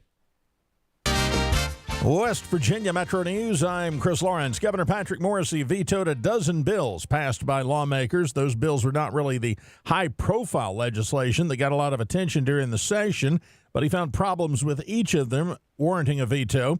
Everything from home blood pressure monitoring devices being covered by Medicaid to increasing the penalties for contempt of court and magistrate court. The vetoes came Wednesday evening before the midnight deadline to make a decision. One bill the governor did sign makes a change to high school sports. Again, Daniel Woods tells us there's a reaction. The so-called one-time transfer law is no more, with Governor Patrick Morrisey signing a bill into law that turns oversight of high school student-athlete transfers back to the West Virginia Secondary School Activities Commission. Coaches and administrators around the state are praising the move, including Spring Valley High School Athletic Director Tim George, who says school sports ought to be about more than who wins and who loses. There are way more life lessons to be learned through sports than just wins and losses or winning a championship or whatever else. I think that we have to keep that focus on what's really important. An emergency rule allowing freshmen and sophomores one unrestricted transfer is in effect until the WVSSAC Board of Controls implements a permanent rule this time next year. That's Daniel Woods. In Brooke County, 2 people are behind bars charged in the death of a 1-month-old baby. 21-year-old Caleb DeCapio and 20-year-old Hope Taylor were arrested with multiple felonies after deputies were called to a Follinsby home where the child was living in squalor. You're listening to Metro News, the voice of West Virginia. Looking to advance your career without putting life on hold? Earn your MBA from Glenville State University in as little as 18 months. Choose from in-demand concentrations like artificial intelligence, cybersecurity, and healthcare administration. Whether you're leading teams, analyzing data, or protecting digital systems, our programs are designed for working professionals who want flexibility and results. Take the next step with an MBA from Glenville State University. Learn more and apply today at glenville.edu. Worried about paying for college? MetroNews is proud to present the 19th Annual West Virginia Scholar Program, where one high school junior in West Virginia will win a full scholarship to West Virginia Wesleyan College, including room, board, tuition, and fees. For details, go to wvmetronews.com and click the Apply Now button. Deadline is May 3rd. The 2026 West Virginia Scholar Program, presented by Greer Industries and the West Virginia Hospital Association. Go to wvmetronews.com and apply today by May 3rd. If you order from Amazon in West Virginia, you may soon be able to get those products the same day. At least that's the goal after the company opened 2 facilities in West Virginia this week. These are delivery hubs. However, Amazon has added small fulfillment centers to both with a limited number of the most popular Amazon products to be delivered. The company opened the facility in the community of Beaver in Raleigh County and another in Davisville in Wood County. From the Metro News Anchor Desk, I'm Chris Lawrence.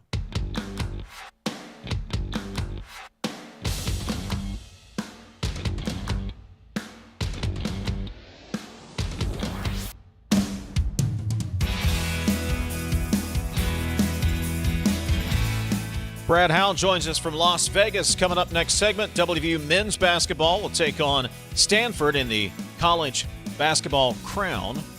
That's coming up tonight, the MGM. Of course, Marshall women's basketball won on the road at Jonesboro, beat Arkansas State last night. Will play for the women's NIT championship on Saturday. Marshall going to host that, and last I checked, they had the Cam Henderson Center was nearly sold out for that game on Saturday. 304 Talk 304 is the text line. If you're not familiar with the prediction markets, such as Polymarket or Kalshi, here's how this works, TJ. Prediction markets are exchange-traded platforms. Participants can buy and sell shares in the outcome of future events, such as elections, economic data. Price represents the collective, real-time probability of an event. Traders profit by accurately predicting outcomes based on information. Yes or no, right? Mm-hmm. Will Pete Hegseth be the Secretary of War in June? Yes or no? You can purchase, you can buy, you can weigh in.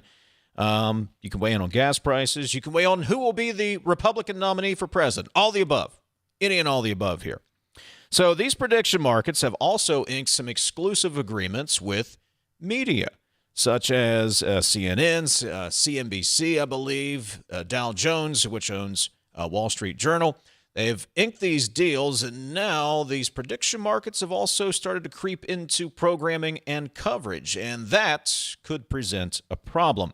Alex Demas is a reporter for The Dispatch. He's based in Washington, D.C., He has a lengthy look at these prediction markets and their impacts, and he joins us on MetroNews Talkline this morning. Alex, good morning. Thanks for joining us.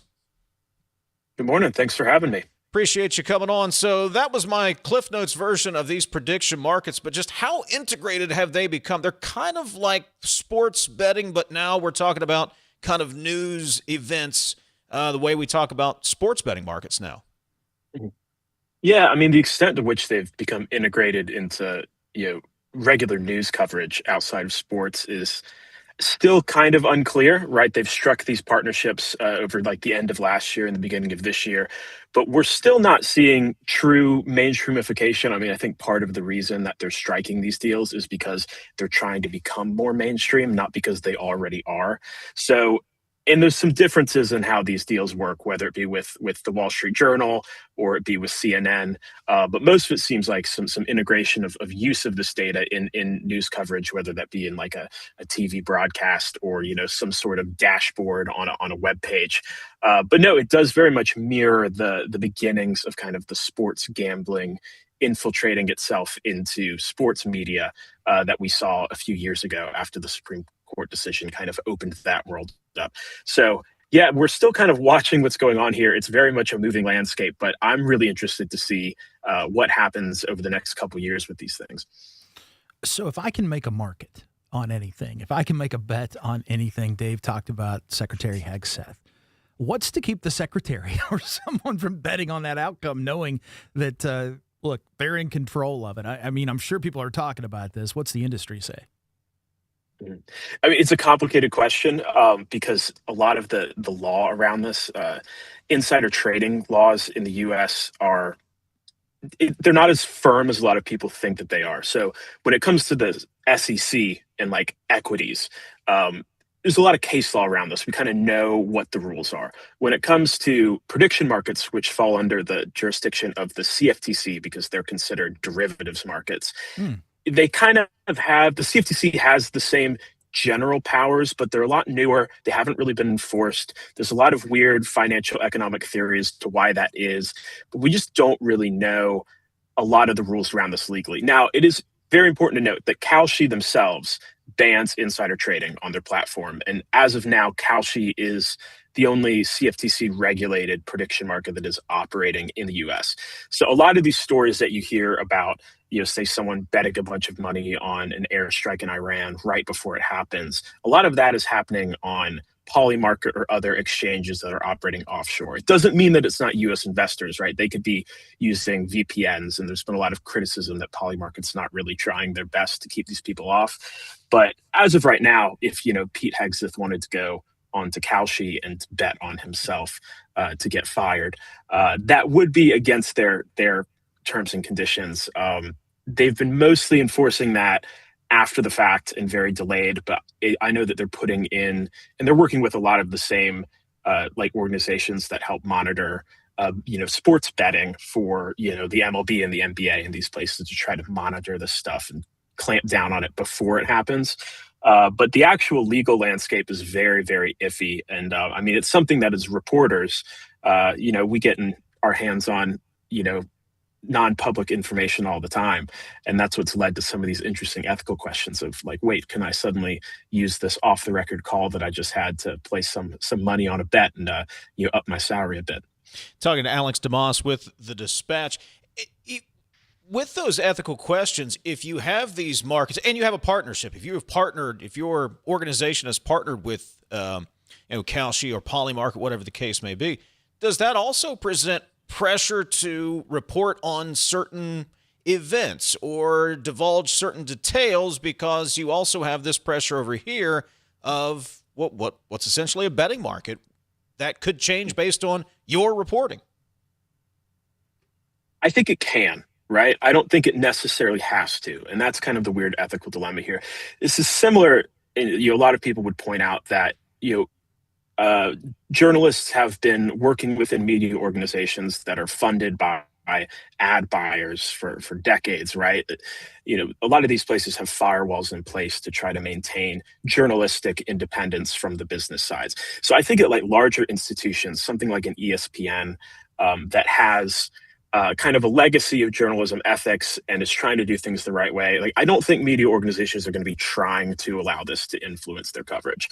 But certainly I talked to some people who work in sports media, and they said that, very much there are reporters who have felt that they probably shouldn't criticize these betting sponsors that at the end of the day, basically pay their salaries. So is it a conscious, I'm going to, cover the issue of prediction market regulation differently because we have a partnership with them? I don't know. I think for most journalists, they're trying to do the best job they can and probably aren't going to be doing that. But at the subconscious level, it could offer a problem. And more than anything else is that when it comes to like conflicts of interest in journalism, it's not really the actual conflict that matter. I mean, it does matter, but it's the perception that matters. As soon as you lose that perception of credibility and independence with your audience, even if there isn't anything going on, that in itself is damaging just as much as an actual credibility issue. So I think that's where you're starting to see conversations about, okay, how can we make sure that our viewers are not watching us and asking these questions? How do we make sure that they know that we're independent, that we're covering things as we should be, not because we want them to turn around and go and bet on them? Alex, let's have a little more fun on this slippery slope, and let's not just focus on the media, but let's look at these markets more as prediction engines that could influence mass outcome. And here's what I mean by that. If I'm making a bet on, and I don't even know if you can do this, how naive I am, but if I'm making a bet on a congressional race in West Virginia, or I'm looking at that and I say, well, man, this person's going to lose big, I'm not even going to bother going out and voting. Do the markets become a catalyst in this case to tell somebody, I'm not going to waste my time, I'm going to stay home, thereby influencing at a mass level the outcome? Does that make sense? It does. I mean, that is certainly a problem. I think in some ways this is quite similar to how traditional polling works as well in campaigns, right? Where, the general sentiment about a race can be reflected in the polling on that race, and then the polling on that race can then influence the general sentiment on that race. There's kind of a feedback loop here. And you could definitely see that, I think, in prediction markets. I think what's different between a prediction market and like a traditional poll is that, let's say that's true. Let's say that you have evidence that, your opponent in a primary, that if suddenly their odds on a prediction market dropped a ton, that a bunch of people would say, I might as well not go out to vote. Then what's to stop one of your donors going in and buying a bunch of contracts that favor your outcome? And propping up the market. I think that's the exactly. I think that's the issue, is that polling, there's not really opportunities for market manipulation, and campaigns want accurate polling, right? They pay a lot of money to get accurate polling.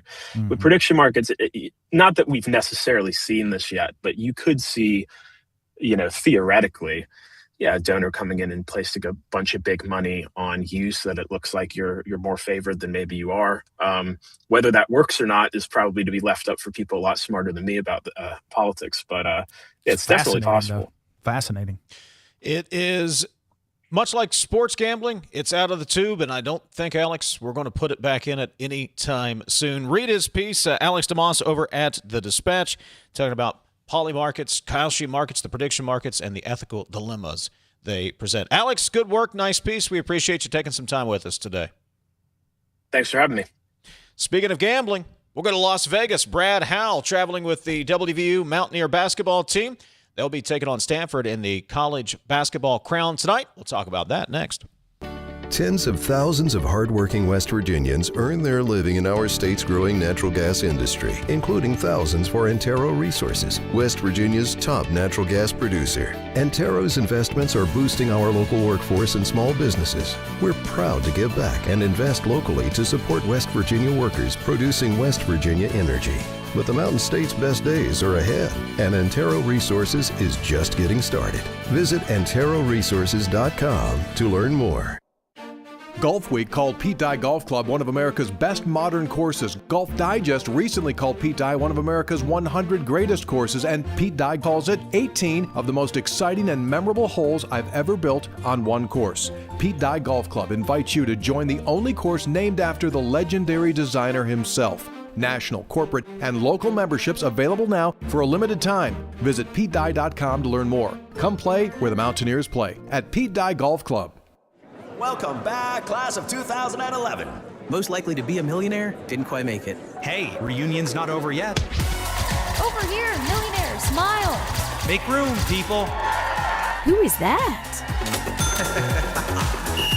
Congratulations to our very own Millionaire for Life! Never too late, man.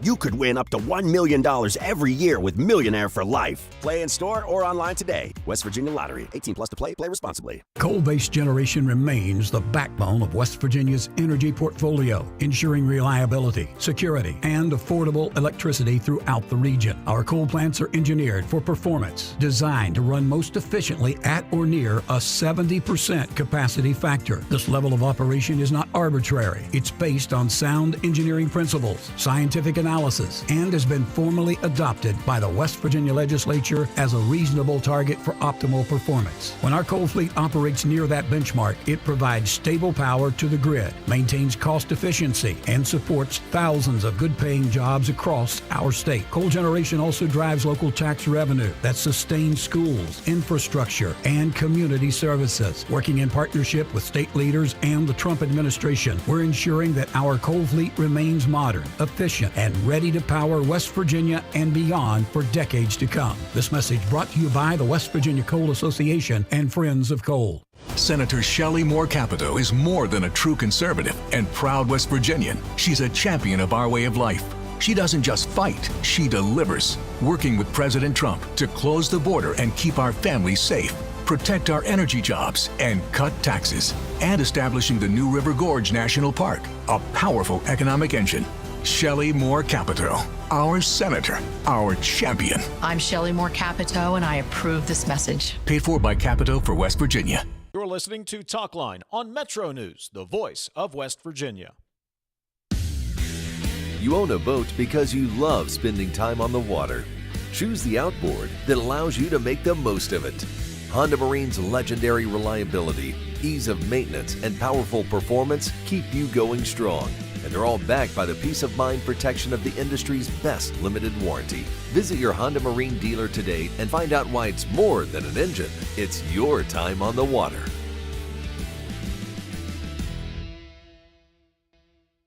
Leading the efforts to build a stronger West Virginia, the High Technology Foundation has a proven plan to strengthen and diversify our state's economy.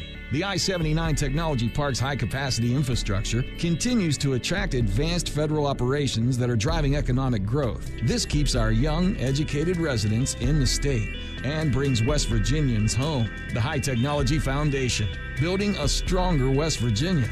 Learn more today at WVHTF.org.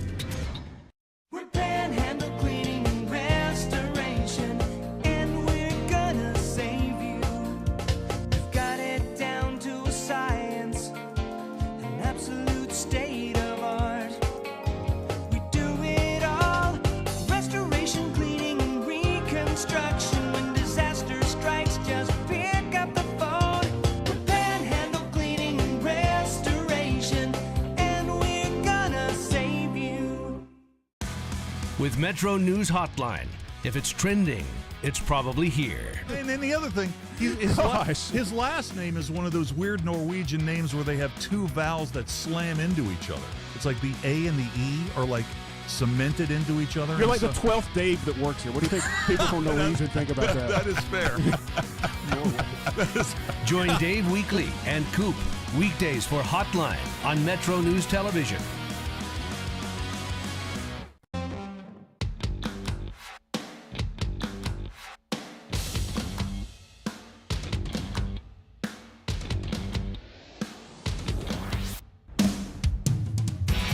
MetroNews Talkline is presented by Encova Insurance, encircling you with coverage to protect what you care about most. Visit Encova.com to learn more. Tonight in Las Vegas, WVU will take on Stanford inside the MGM Grand Garden Arena. You can watch that game on FS1. Brad Howe is in Las Vegas with the Mountaineers. He joins us on MetroNews Talkline. Brad, good morning. Good morning, Dave. How are you? All right. Handicap, if you will, this game between the Mountaineers and the Cardinal in the College Basketball Crown, a second-year postseason tournament. Yeah, this should be a really good game, I think. You go back to last night's game between Oklahoma and Colorado. It ended up going into overtime, so it might be tough to beat that in terms of drama in a game. But I think in terms of teams that should be evenly matched, it's these two teams. Both of them have their full complement of players. Both have talent and really impressive shot makers on each side. I have a feeling the Crown folks think this as well. It's why this is a matchup that these two teams are going to produce what should be a really good, close game tonight. Have these two teams ever matched up before? Hi, TJ. No, they have not. First meeting between the two teams. So that's one of the things I always just personally like in postseason tournaments, when you get these matchups against teams you've never seen, and that's certainly the case tonight. So should be fun. What's on the line here, Brad? This is the college basketball crown. It's not the NCAA tournament. It's not the NIT. But what's on the line with this tournament? Well, here's what I would say. One, it's an opportunity for these guys. It's such a senior-laden team in West Virginia just to finish out the season, and it's year one under Ross Hodge. So I don't care what tournament it's in, and you guys have been around this a long time too. When you're involved in this, and this has been the way it's been since you're out here, you forget what tournament it's in and what you're playing for. It's just a tournament.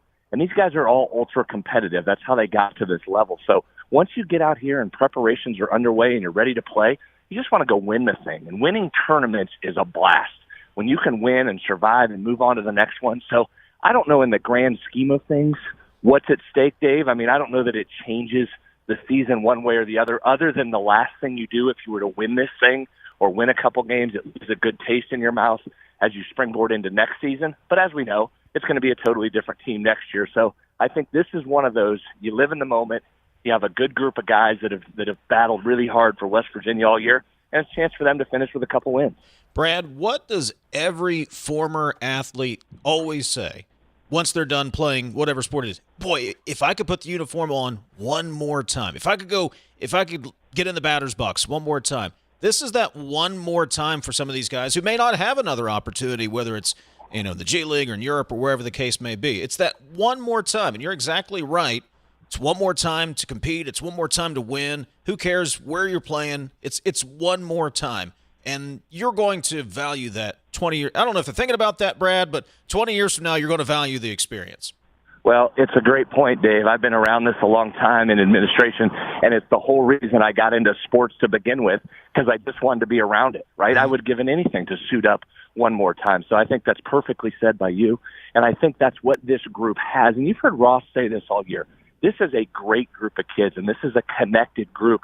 And, guys, they had one of the most intense, physical, serious practices yesterday that I've seen them have all year. I mean, they were going at it.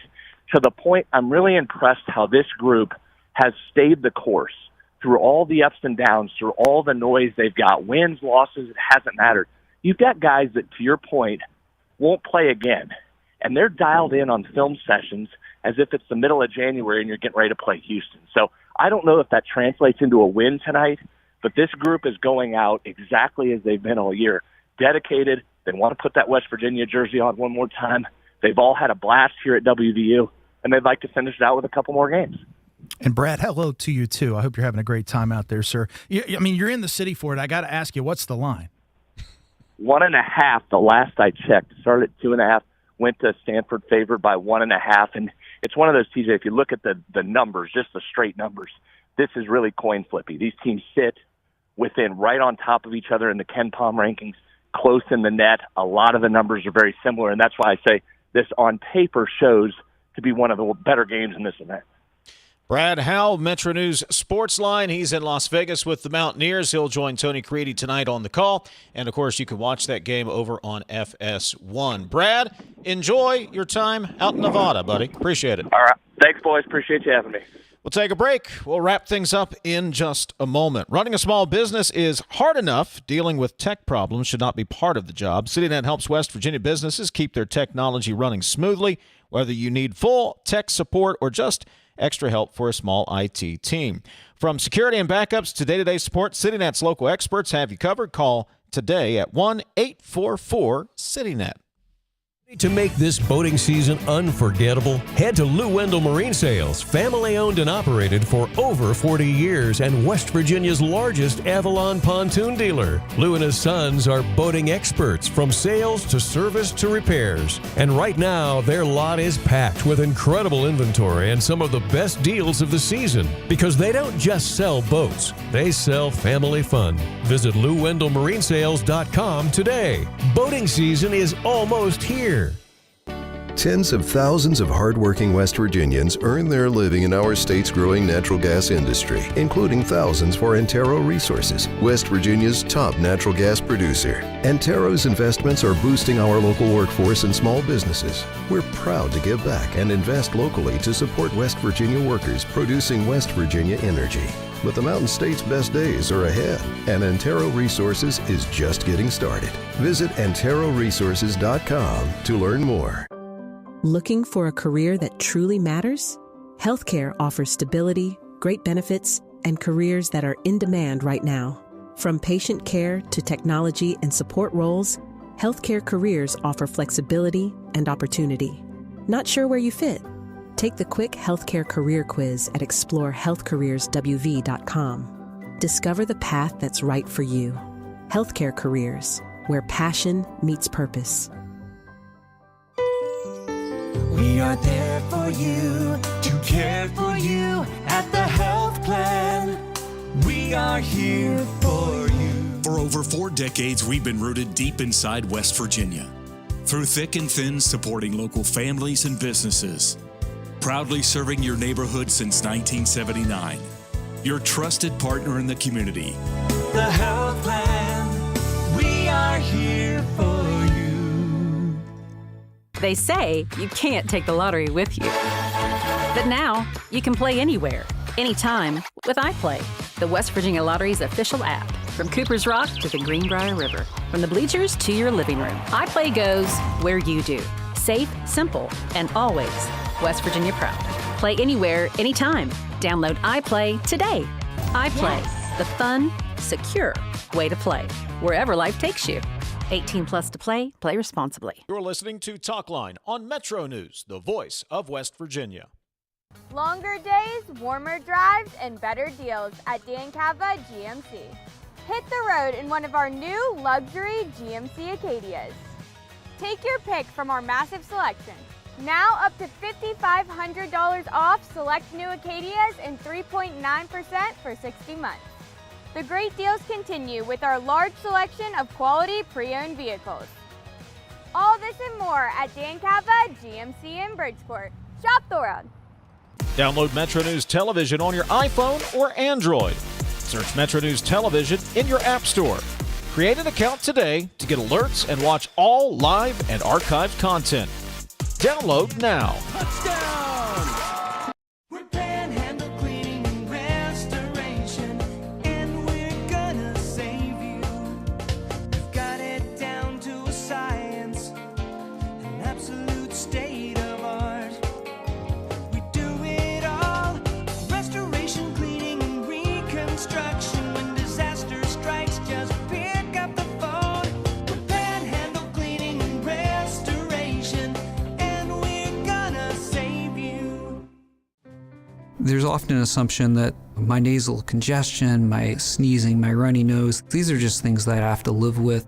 A lot of times patients will tell me, I've tried every allergy medication, every nasal spray, I've done it all, doc. And then I'll frequently say, what about this? You need to come to the WVU Medicine Sinus and Allergy Center.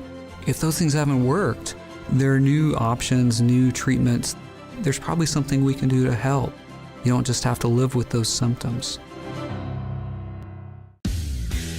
You own a boat because you love spending time on the water. Choose the outboard that allows you to make the most of it. Honda Marine's legendary reliability, ease of maintenance, and powerful performance keep you going strong.